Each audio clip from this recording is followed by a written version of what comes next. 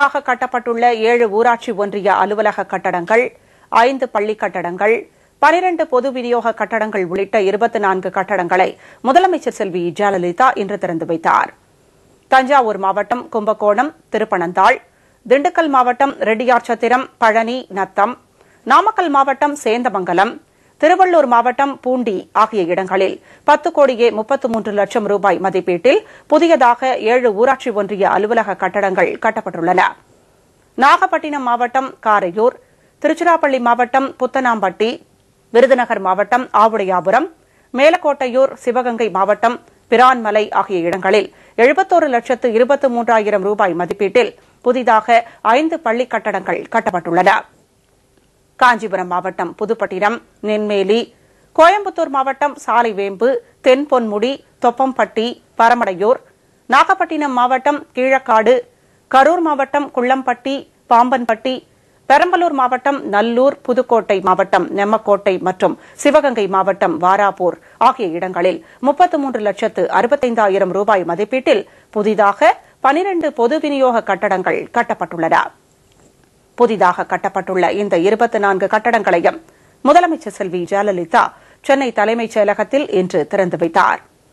ஊரக வளர்ச்சி மற்றும் ஊராட்சித் துறையில் வளர்ச்சிப் பணிகளை விரைந்து மேற்கொள்ளும் பொருட்டு ஊராட்சி ஒன்றிய குழுத் தலைவர், வட்டார வளர்ச்சி அலுவலர், உதவி இயக்குநர், செயற்பொறியாளர், உதவி செயற்பொறியாளர்கள் ஆகியோருக்கு 1,27,71,138 ரூபாய் மதிப்பீட்டில் 25 போலேரோ வாகனங்களும், தமிழ்நாடு மகளிர் நல மேம்பாட்டு நிறுவனத்தின் பயன்பாட்டிற்காக 54,95,000 ரூபாய் மதிப்பில் 10 போலேரோ வாகனங்களும் வாங்கப்பட்டுள்ளன.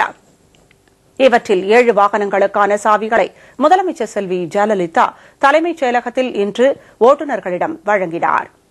முதலமைச்சர் செல்வி ஜெயலலிதா தலைமைச் செயலகத்தில் இன்று 8 கோடியே 36 லட்சம் ரூபாய் செலவில் 10 மாவட்டங்களில் புதுவாழ்வு திட்ட தகவல் தொடர்பு செயல்பாட்டிற்காக புதுவாழ்வு ரதத்தினை தொடங்கி வைத்தார்.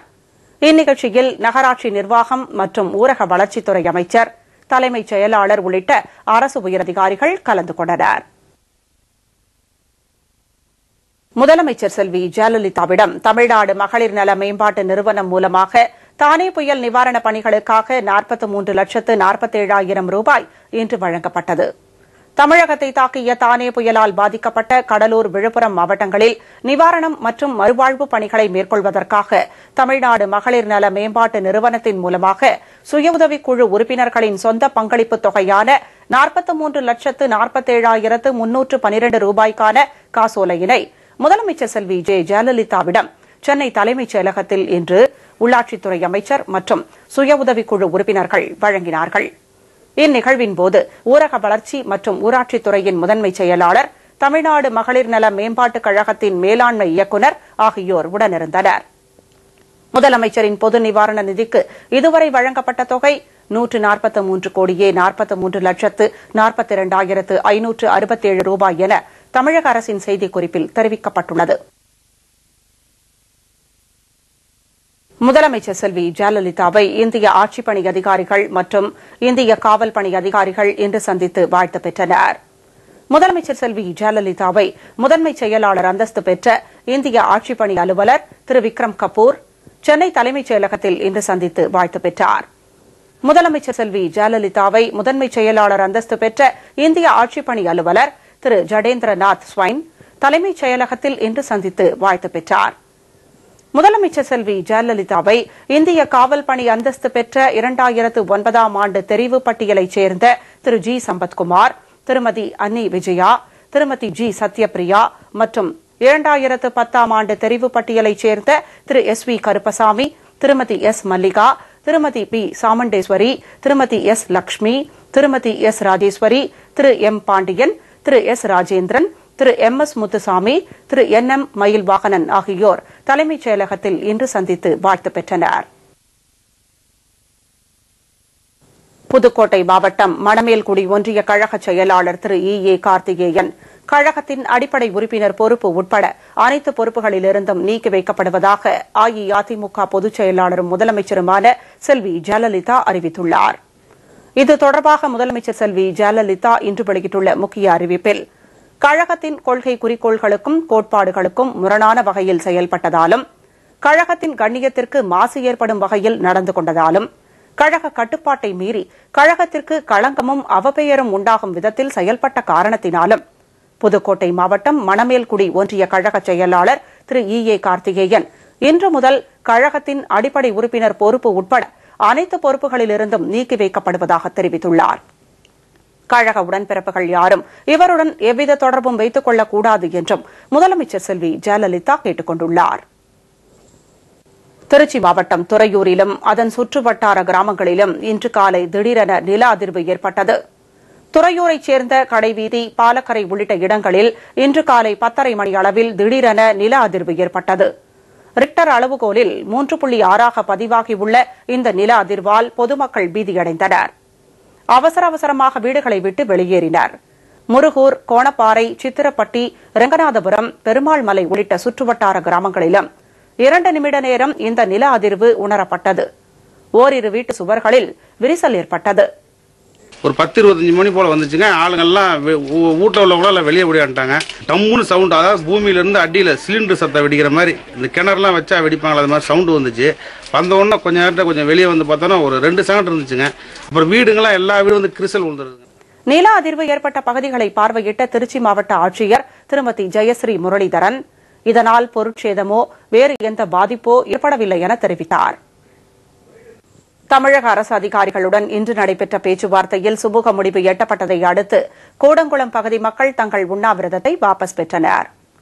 ராதாபுரம் வட்டாட்சியர் அலுவலகத்தில் நடைபெற்ற இந்த பேச்சுவார்த்தையில் நெல்லை மாவட்ட ஆட்சியர் டாக்டர் செல்வராஜ், காவல்துறை DIG திரு வரதராஜு, மாவட்ட காவல் கண்காணிப்பாளர் திரு விஜேந்திர பிதரி மற்றும் இடிந்தகரை, ராதாபுரம் மற்றும் கூடங்குளம் கிராமத்தைச் சேர்ந்த மக்கள் பிரதிநிதிகள் கலந்து கொண்டனர். So we agreed for relaxation of 144 CRPC. 144 CRPC will be relaxed. It will be imposed only to the plant area, Kodangulam power plant area. Remaining areas it will be enforced. We will take it. The கோரிக்கை கொடுத்திருக்காங்க. So அந்த கோரிக்கை அரசுக்கு அனுப்பி பரிசீலனை செய்வதற்காக அரசுக்கு அனுப்பி தக்க நடவடிக்கை எடுப்போம். இந்த பேச்சுவார்த்தை திருப்திகரமாக இருந்ததாக போராட்ட குழுவினர் தெரிவித்தனர். இதனையடுத்து உண்ணாவிரத போராட்டம் கைவிடப்பட்டதாக போராட்டக் குழு ஒருங்கிணைப்பாளர் திரு உதயகுமார் தெரிவித்தார். விளம்பர இடைவேளைக்கு பிறகு செய்திகள் தொடரும்.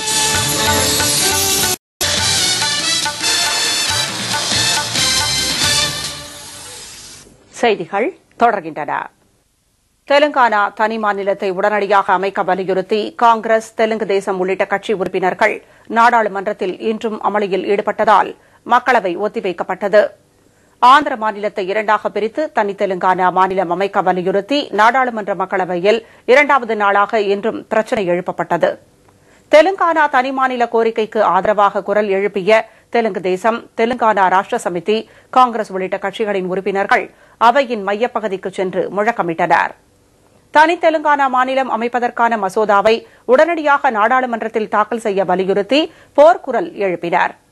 இதனால் ஏற்பட்ட அமளியை அடுத்து மக்களவை இன்று பகல் 2 மணி வரை ஒத்திவைக்கப்பட்டது. இனி சில வரிகளில் சில செய்திகள். ஜம்மு காஷ்மீரில் புல்வாமா மாவட்டத்தில் பூங்கா ஒன்றில் தனித்து விடப்பட்ட பிறந்து 1 மாதமே ஆன பெண் குழந்தையை மீட்ட காவல்துறையினர் அந்த குழந்தையை மருத்துவமனையில் சேர்த்தனர். அந்த குழந்தைக்கு மஞ்சள் காமாலை நோய் தாக்கியிருப்பதாகவும் சிகிச்சைக்கு பிறகு மெல்ல தேறி வருவதாகவும் மருத்துவர்கள் கூறியுள்ளனர். அசாம் மாநிலத்தில் வசந்த காலத்தை வரவேற்கும் விதமாக வசந்த திருவிழா தொடங்கியுள்ளது. இந்த திருவிழாவை காண நாடெங்கிலும் இருந்து சுற்றுலா பயணிகள் அம்மாநிலத்தின் ஜோர்ஹட் நகரில் குவிந்துள்ளனர். நாட்டுப்புற கலைஞர்கள் நடத்தும் பல்வேறு கலை நிகழ்ச்சிகளை அவர்கள் கண்டுகளித்தனர். மத்திய அரசுக்கு எதிராக டேங்கர் லாரி உரிமையாளர்கள் நடத்திய வேலை நிறுத்தம் காரணமாக நிலவிய சமையல் எரிவாயு தட்டுப்பாடு இன்னும் 15 நாட்களில் முழுமையாக நீங்கும் என இண்டேன் நிறுவன அதிகாரிகள் தெரிவித்துள்ளனர். நாடாளுமன்ற உறுப்பினர்கள் மற்றும் அரசியல்வாதிகளை தாக்கி பேசியதை கண்டித்து சமூக ஆர்வலர் அண்ணா ஹசாரேவின் குழுவினருக்கு எதிராக மக்களவையில் ஐக்கிய ஜனதாதள கட்சித் தலைவர் திரு சரத் யாதவ் தீர்மானம் கொண்டு வந்தார். அரசியல்வாதிகளை தாக்கி பேசுவது தற்போது புதிய நடைமுறையாக உள்ளது என குறிப்பிட்ட அவர் நாடாளுமன்றம் மீதான நம்பிக்கையை நிலைநிறுத்த வேண்டும் என கேட்டுக் கொண்டார்.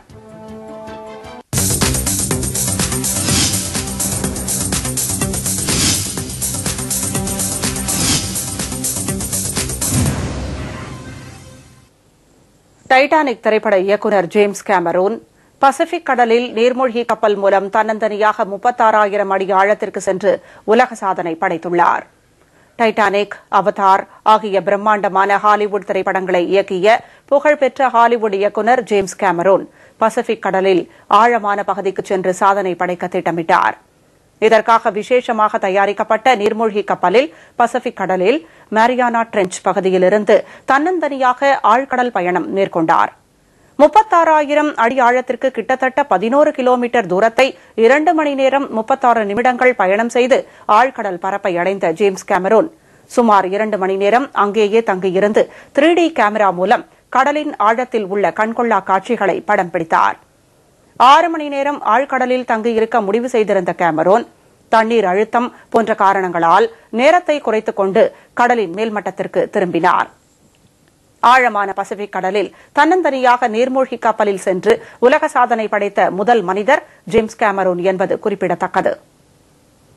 தங்கம் விலை வழங்குபவர்கள் ஜோயா லுகாஸ், world's favorite jeweler. சுத்தமான தங்கத்தை தேர்ந்தெடுங்க. தங்கம் விலை இன்று ஒரே நாளில் சவரனுக்கு 232 ரூபாய் அதிகரித்தது. சென்னையில் 1 கிராம் ஆபரண தங்கம் 2,710 ரூபாய்க்கும் சவரன் 21,680 ரூபாய்க்கும் விற்பனையாகிறது. வெள்ளியின் விலை கிலோ 61,100 ரூபாயாக உள்ளது. தங்கம் விலை வழங்கியவர்கள் ஜோயா லுகாஸ், world's favorite jeweler. சுத்தமான தங்கத்தை தேர்ந்தெடுங்க. இத்துடன் செய்திகள் நிறைவடைந்தன. மீண்டும் செய்திகள் இரவு 10:30 மணிக்கு ஆங்கிலம் மற்றும் தமிழில். நிகழ்வுகளை உடனுக்குடன் தெரிந்து கொள்ள ஜெயா பிளஸ் செய்தி சேனலை பாருங்கள். வணக்கம்.